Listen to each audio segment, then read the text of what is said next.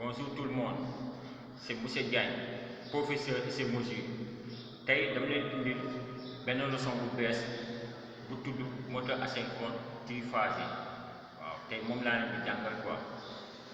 léegi xool leen tableau bi ma expliqué leen lan mooy moteur asynchrone triphasé. Thème moteur asynchrone triphasé. Quand vous entendez tri c'est trois phases.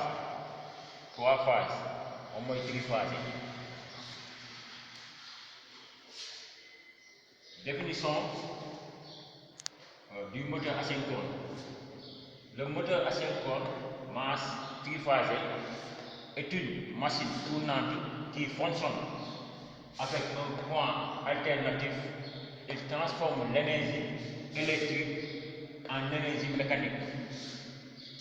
Il est constitué de deux parties. Le stator, qui est la partie fixe, et le rotor, qui est la partie mobile ou tournante. Il y a ce qu'on appelle le déroulement à vide. Bon, le déroulement, ça signifie le fonctionnement du moteur. Première étape, on nous a demandé de régler l'équilibre du bras de levier. Regardez s'il est horizontal. mooy dafa am benn weñ bu nekk ci moteur baa ngi nii ma gis nga ne ko fii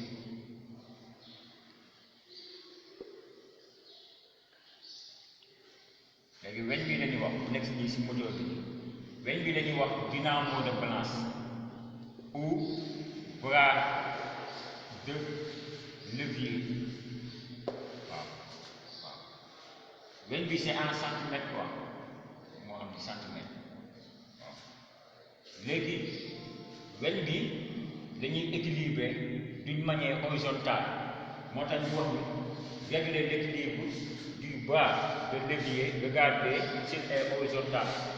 waaw mooy weñ bi dañuy dañuy équilibrer ba mu jub xoj d'une manière horizontale. Deuxième étape, alimenter le stator mooy dañuy wax ni taal le moteur mooy partie stator moom mooy partie fixe, la partie fixe du moteur. waaw moom mooy stator. waaw stator moom du bouger. waaw mooy partie fixe. léegi troisième étape, agir sur le restart de démarrage jusqu'au dernier boulot. waaw restart de démarrage nii la mel sous forme de X.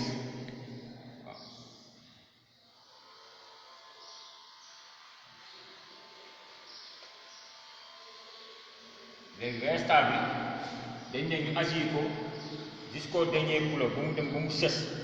waaw restart bi moom son rôle c'est pour limiter ou diminuer la pointe d'intensité. loolu mooy rôle restart démarrage.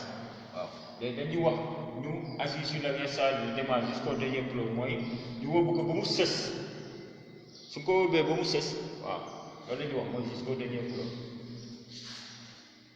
Et quatrième étape,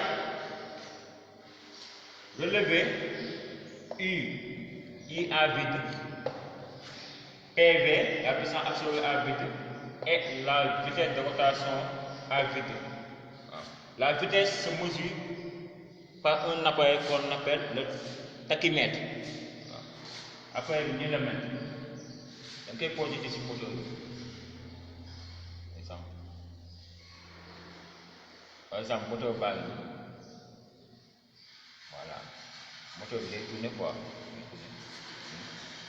léegi tachymètre moom mooy appareil bi moom la ñuy projeté nii ci moteur bi quoi comme lampe la mel torche quoi. léegi fii day am ay valeurs yu muy relevé waaw tout par minute. léegi tachymètre la tudd tachymètre. waaw moom c'est pour mesurer la vitesse. waaw mais su ko projeté ci kii bi ci moteur bi buy tourner su ko projeté waaw lumière bi nekk ci moteur bi nii léegi da lay jox ay valeur si appareil bi mun na jox ay 1400 1455 da lay jox ay valeur quoi waaw mais boo dépassé 1500 boo dépassé 1500 moom mooy limite bi vitesse limite bi waaw boo ko dépassé waaw léegi appareil bi moo tudd tachymètre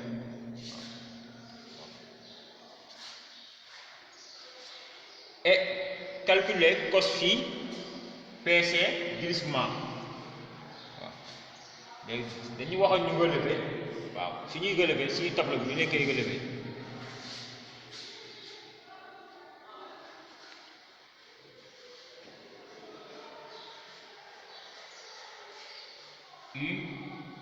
IA vide PV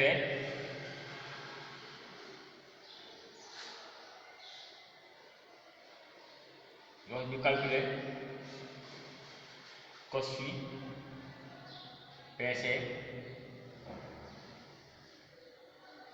fii n daf fi am n moom la fi am NR vitesse bi dañ koy relevé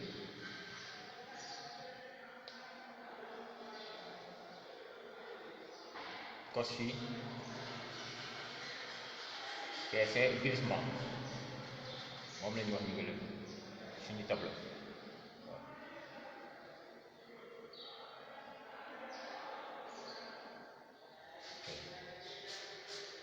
waaw moom la ñu wax kii bii mooy partie relevé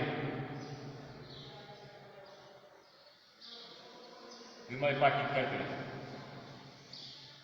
waaw léegi fi ñu relevé lii la ñuy relevé U vide bi IA vide PA vide mooy PV ak vitesse bi mooy tachymètre boobu lañu projeté ci moteur bi lii mooy moteur bi lii mooy moteur mais dama leen wax dessiner moteur bi buy tourné day am ñaari kii soit yu tournant léegi am benn weñ bu nekk ci au milieu mais moom la ñu projeté ak kii bi quoi tachymètre bi léegi mu jox la ay valeur vitesse de rotation bi léegi ñu wax ñu relevé ñu calculer cos phi suñu koy calculer ki la koy jaarale fii à peu près balaa maa kii mun naa joxe ay valeur quoi mun naa joxe fii 220 waaw tension 220 kii mun naa joxe aw 15 paire bi ma joxe 100 léegi kii bi ma joxe des fois mun na doon 1500 wala 1499 kii bi waaw vitesse bi day varié léegi su ñu amee valeur yu yëpp léegi dinañ mën a calculer suñu cos fii si waaw suñu glissement léegi cos fii si P bi laa koy jaaree si PV bi égal UAV fois racine de 3 c'est en triphasé fois cos phi waaw V implique que cos phi vide égale PV sur I fois IA vide fois racine de 3 cos phi ñu koy calculer léegi PC ñu koy calculer égale PA vide moins 3 demi R I A vide ñu koy calculer léegi PC se détermine toujours dans l'essai à vide au carré RI carré voilà ñu leen koy def quoi PC égale PA vide moins 3 demi RI carré à vide léegi PC se détermine toujours dans l'essai à vide essai à vide lañ ko am waaw mais léegi si PC buñ ko calculer tant que amuñu lu ñuy wax la résistance à chaud mooy R résistance à chaud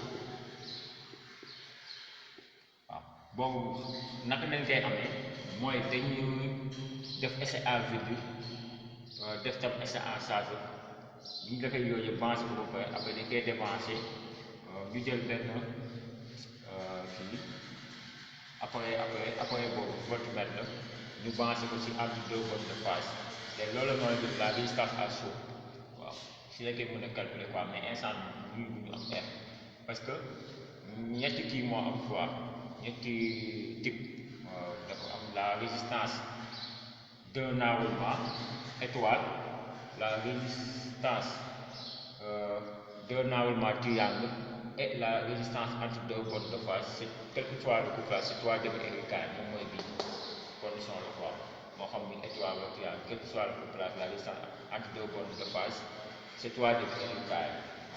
Il est calculé le glissement G égale NS moins N R sur NS léegi suñu NR par exemple suñu amoon fii 1000 ñaata lañu am 1499 léegi dinañ mën a xam suñu NS kon suñu NS 1500 lay doon kon léegi dañuy jël 1500 bi ñu mooy ko 1499 bi sur 1500 après bu jox la valeur de x quoi dina la jox ay 0,nangam nangam moment x moment x parce que foog ñu calculer ko quoi ñu soog a am résultat exact ci quoi résultat final bi léegi jox la valeur de x ay 0,nangam la lay jox waaw mooy à vide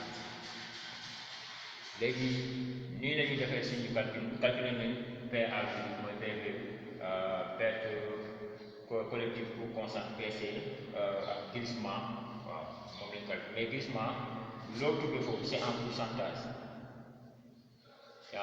boo tuddee 0,03 wala 0,04% lay doon waaw léegi li leen defee suñu essai à vide